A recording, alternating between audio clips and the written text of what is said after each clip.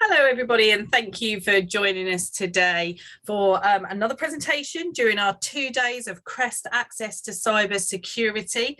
I hope that some of you have managed to already get on the workshops and the presentations that we've had before. Just before this presentation, we had the Neurodiversity workshop, so I'm sure there will be some of you that were on there that will be attending this webinar as we were talking about it. So just before I hand over to Steve Hill, who will be your presenter today, I would just like to say, if anybody's got any questions that they would like to ask Steve at the end of this presentation, then please feel free to put them into either the chat or the question and answer panel, and we will get those asked of Steve.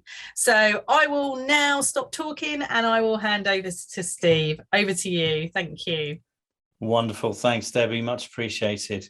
So if I just take a moment to introduce myself. So as Debbie very kindly said, I'm Steve Hill. I'm the Commercial Director here at Auticon UK.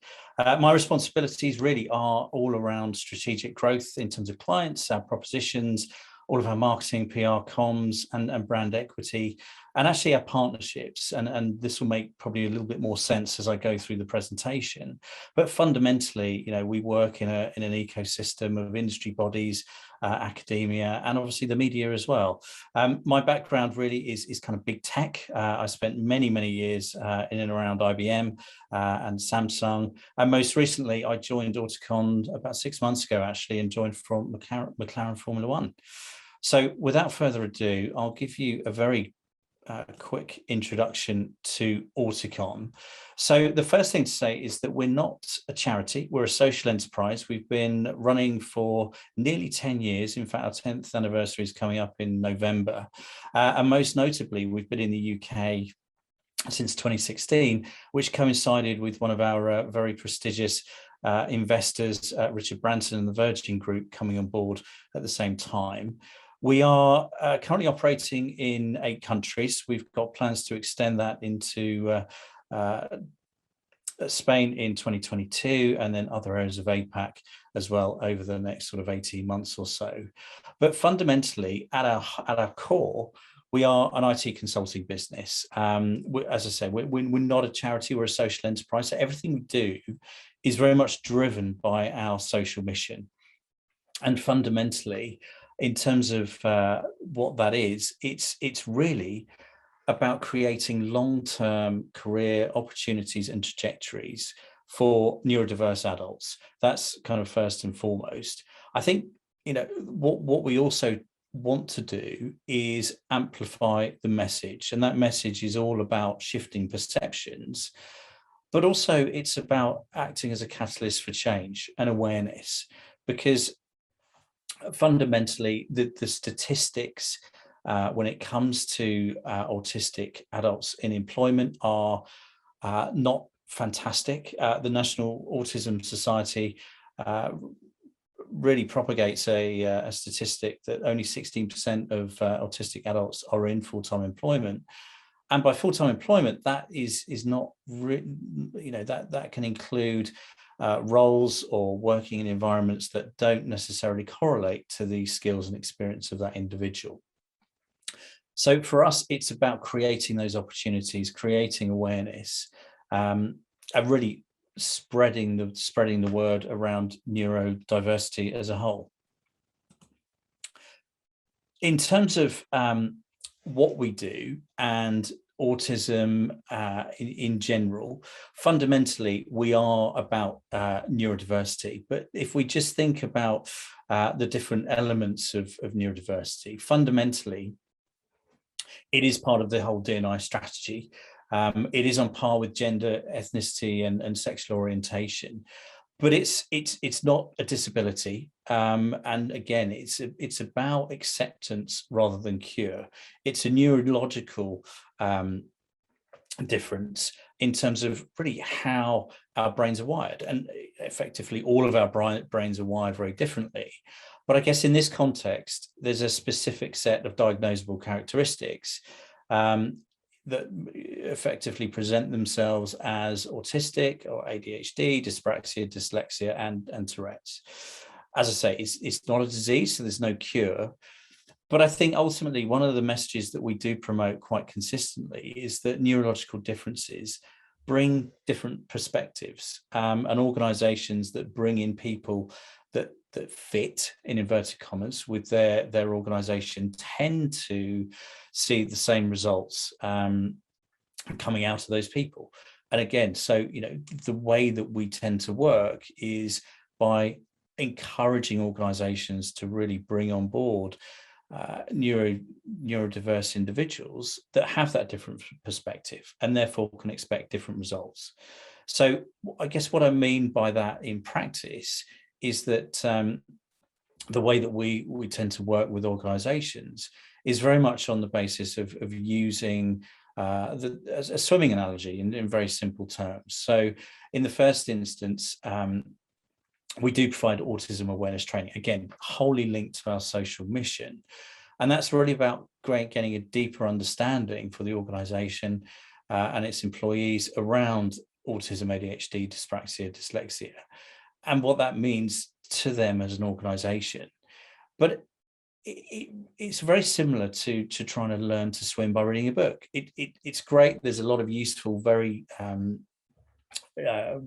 useful information and practical steps, but fundamentally there's nothing quite like jumping in and getting your feet wet. So what we say is that by actually bringing on board a neurodiverse consultant or a neurodiverse individual, whether it be recruiting direct or through us, it's that live experience. The augmentation of a team it's a very unique experience.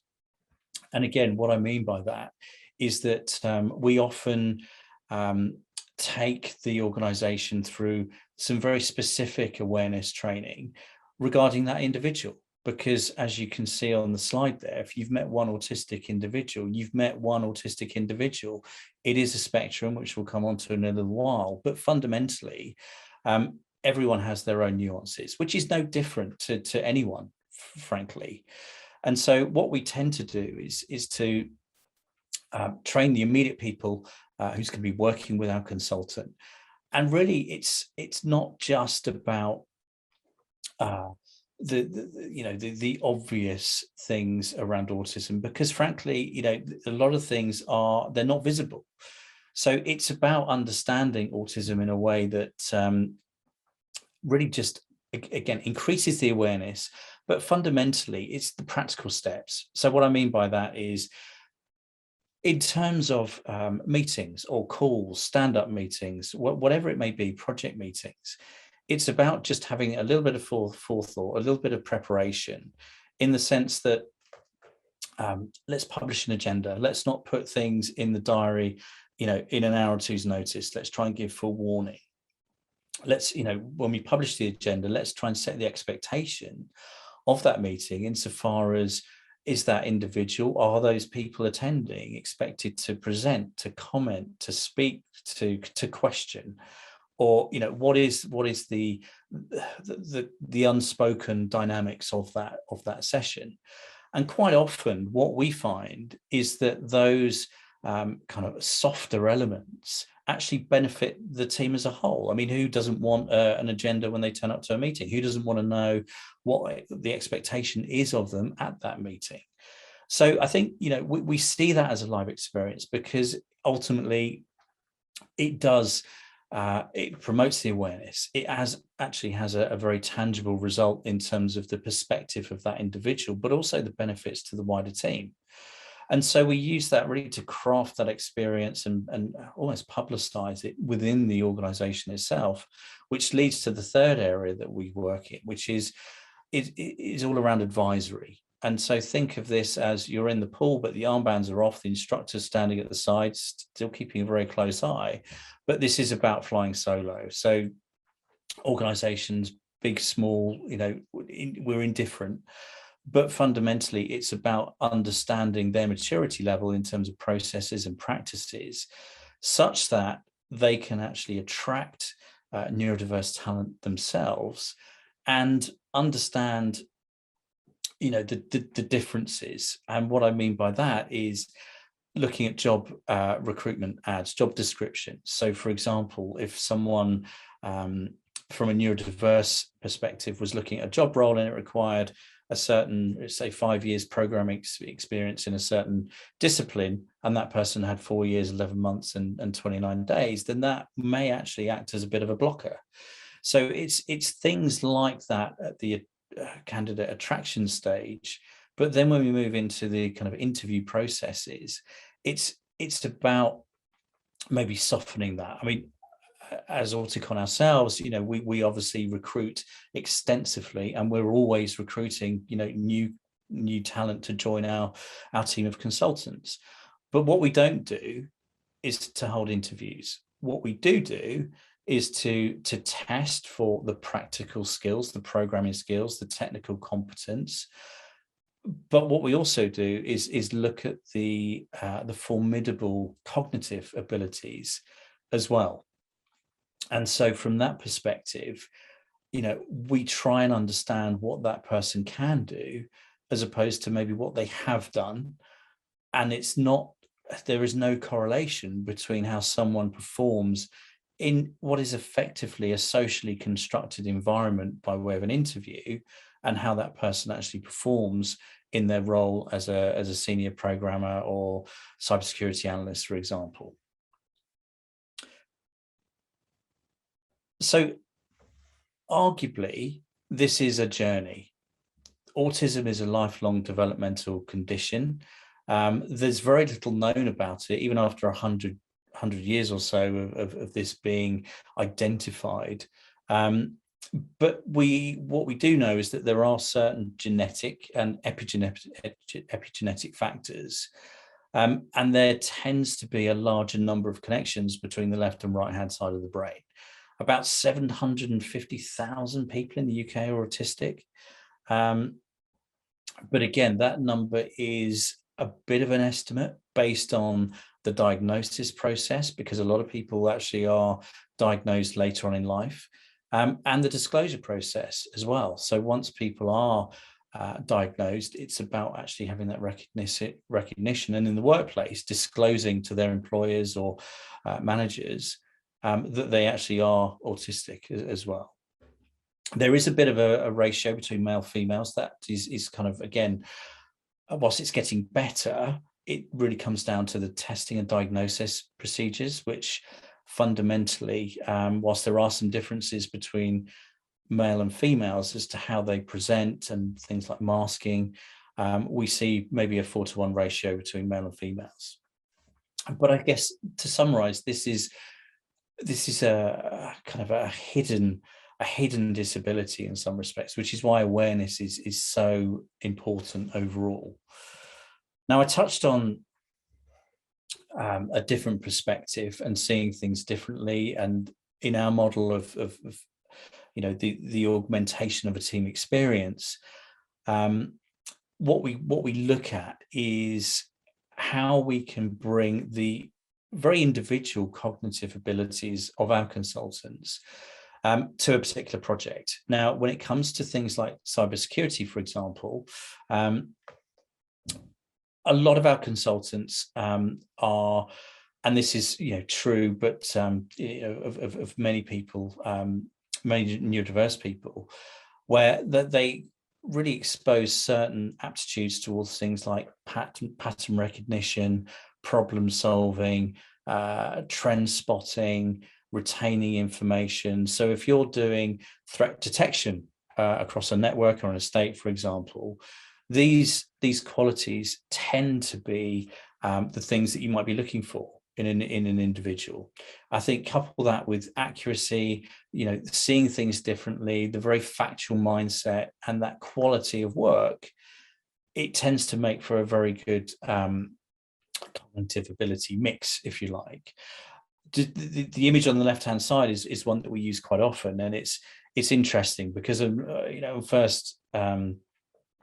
on first view you might think that that's a very cliched image, but fundamentally, I was talking to a consultant fairly recently, and he said, yeah, great, really good image, we've all seen it maybe a million times before, but you make the assumption that we as consultants and as neurodiverse individuals can see the box in the first place, which I thought was a really interesting comment. And I guess that's the whole point. It's about seeing things differently. Now, in terms of the, I guess the common mix of characteristics, we tend to sort of look at the two main red circles here, and actually by including Asperger's syndrome in the bottom green circle, everything is now part of the autism spectrum. Asperger's has now, you know, been assumed into that diagnosis. But I guess what we do see, and this comes back to some of the points I made around the interview process, that social communication, social interaction is sometimes, or quite often actually, very difficult for autistic individuals. They tend to have a different rhythm or cadence to their spoken communication. Quite often they need some extra time to process information during a conversation, so to think about what's been said and to think about how they're going to respond. But I guess here it's a classic case of don't judge the book by the cover, because, you know, there is a lot going on, but it's just that the communication style is maybe seen as a key difference. In terms of the specialist behaviours or interests, a lot of our consultants are, again, very typically have very deep interests, and they do tend to go quite deep into behaviours or routines, either hyper or hyposensitivities.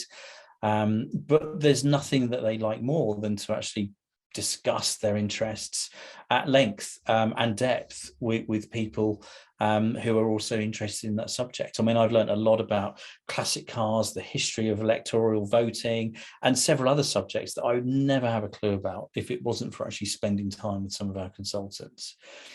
But in terms of the minor adjustments, the hyper or hyposensitivities that I mentioned, in terms of they can relate to light, sound, or touch. You may be aware of having seen people using or displaying stimming behaviours. So playing with kind of not necessarily fidget spinners, but, you know, stress balls or something of that nature, which neurodiverse individuals can find very soothing, and it helps to regulate themselves.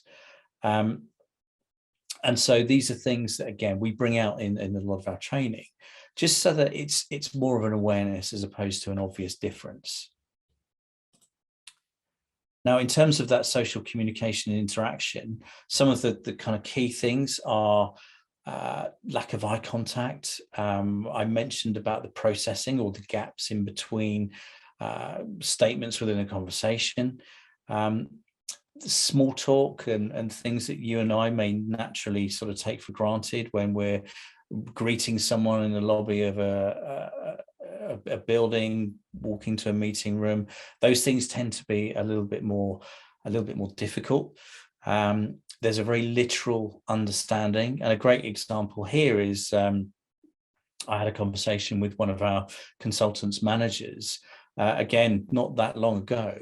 And they were quite nervous about raising a particular point around one of our consultants, which was that they'd heard nothing about a particular request that they'd made of our consultant. They'd asked them to take a look at a certain white paper, and that was it. Now, to you and I, if someone asks you to take a look at something, then we kind of interpret and read between the lines. What that means to an autistic individual is they took a look at it, they probably enjoyed it, and they probably had some thoughts and comments.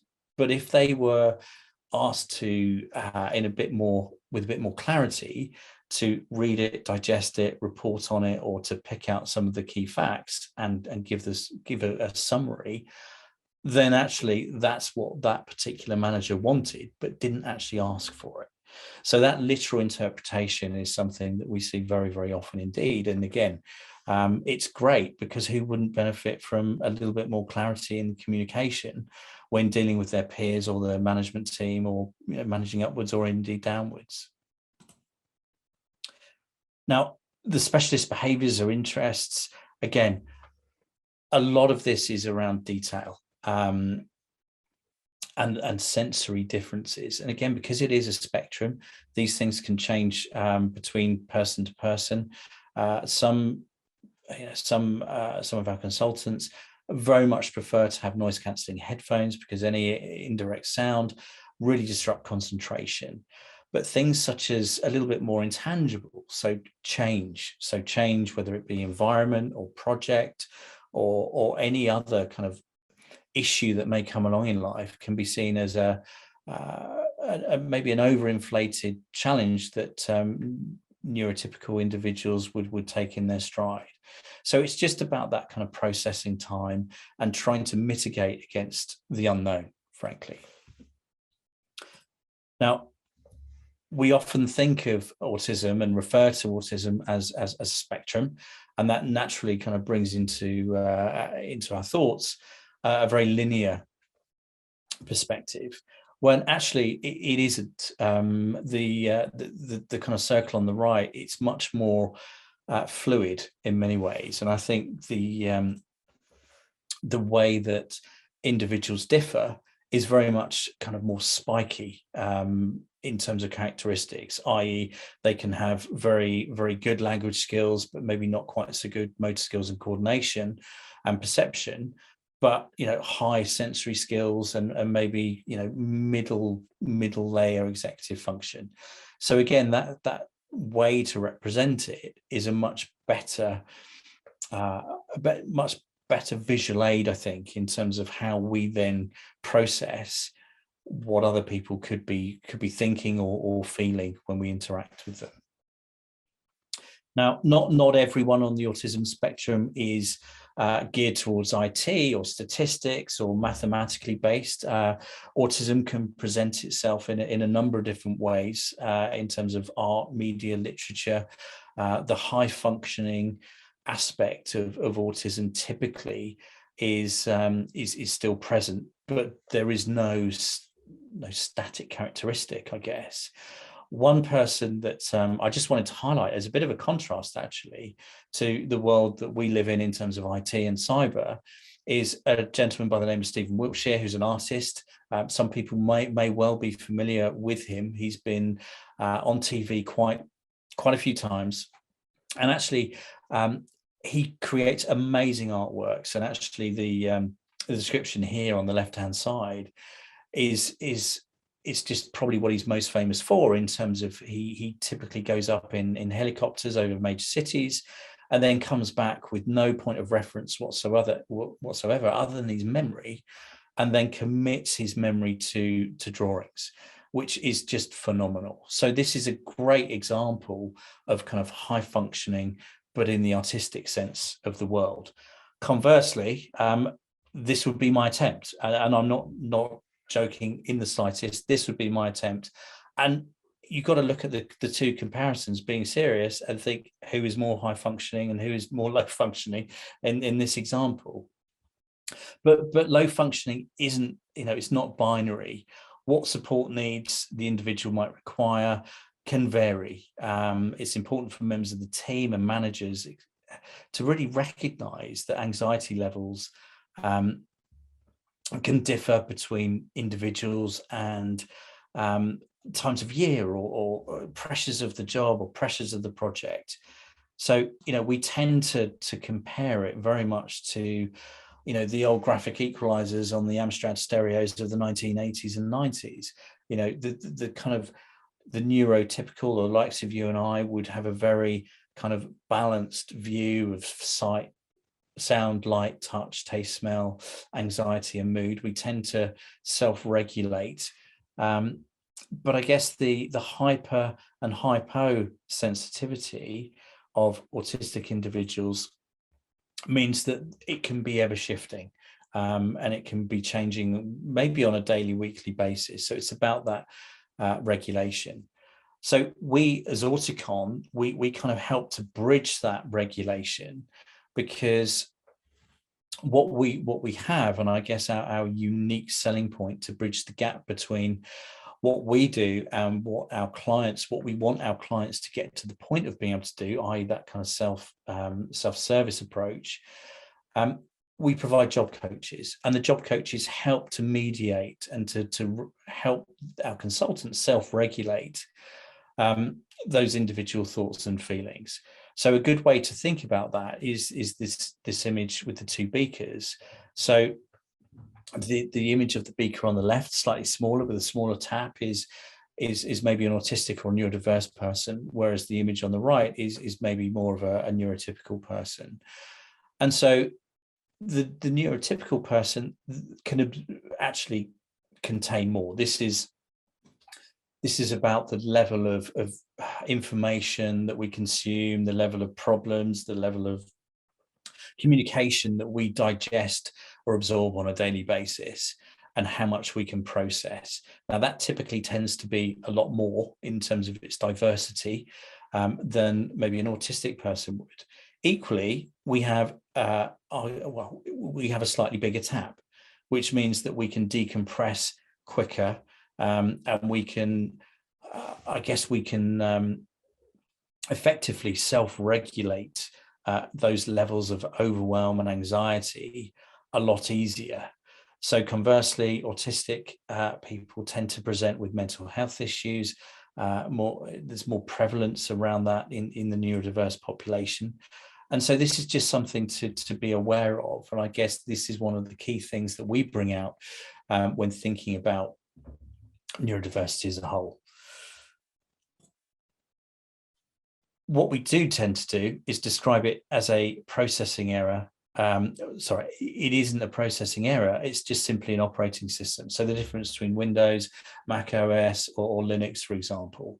And again, the image on the right is just a great encapsulation of somewhat humorous effect of, we are all different and we can't and shouldn't all do the same things. So strengths, we touched on this already, but I think the attention to detail and accuracy, the pattern recognition, the genuine awareness for quality and lateral thinking, which can overextend, and we have to be a little bit mindful of that. But fundamentally, that concentration and perseverance, the factual nature of work style, impartiality, and with that comes honesty. We don't necessarily recommend that our consultants or some of our consultants are put in a client-facing situation within our clients themselves, i.e. their clients, because honesty can come across as very factually correct, but maybe sometimes a little bit rude, which isn't the intent, but it's just the byproduct of absolute honesty. There's no politicking or anything like that, and it's quite refreshing, actually. So those internal politics that we've all seen and been aware of, just isn't present in the slightest. And then almost finally, I think, that job coach role in the middle there between the kind of line manager of the client and our consultant, it's key in making sure that not only the project goes well, but also that the individual's career development is met. So we actually create that one-to-one environment, regular coaching sessions, and obviously that does spill into personal life and personal challenges, as you'd expect. All of our job coaches have a background in clinical psychology, but that's what we're here to do, to create that kind of best practice. So on that note, I know we're stretched for time, but Debbie, I'm very happy to take any questions if any have come in on the chat. We've got a couple of questions that have come in, so we'll try and get those in before we have to end. So the first one is, how are employees identified as being autistic? Is it self-diagnosed or formally diagnosed? That's a good question. It's a bit of both, but fundamentally there is a formal diagnosis. The process can be a bit of a bumpy road. But yes, so normally what happens is that the individual may recognise certain or self-present, and then it's the formal diagnosis process from there. Lovely, thank you. And does Auticon employ neurodiverse people directly or help to place them at other organisations? So we employ all of our consultants, so they are Auticon employees, and then we actually augment teams and project teams within our consultants. We can help to place, and actually we've had instances where some of our consultants actually who may not have those same levels of job coaching requirements do actually make the transition into our client organizations. There's a couple of caveats around that we like to talk through with our clients, but fundamentally will never stand in the way of our consultants' career development. Lovely, thank you. And this question is, what are some of the challenges that you've faced when teaching managers to apply methods to make people with autism more comfortable, especially in low-skilled jobs? So for e.g. a fast food worker, that was an example that was given. So a lot of the consultants, and this is speaking from Auticon globally, where I mentioned the figure of kind of 16% of autistic adults are in employment. That obviously doesn't necessarily mean they're in roles that are akin to their skills and experience. However, what we find is that whilst they may not have come from those roles, from an IT role, and we've had lots of consultants that have come to us from, say, call centres, for example, but what happens at that point is that fundamentally the job coaching role kicks in, and the commercial experience and those sorts of things where maybe that hasn't been present in terms of office environment, office etiquette and things like that, then that gets pushed up the prioritization scale in terms of the job coaching ability with those consultants.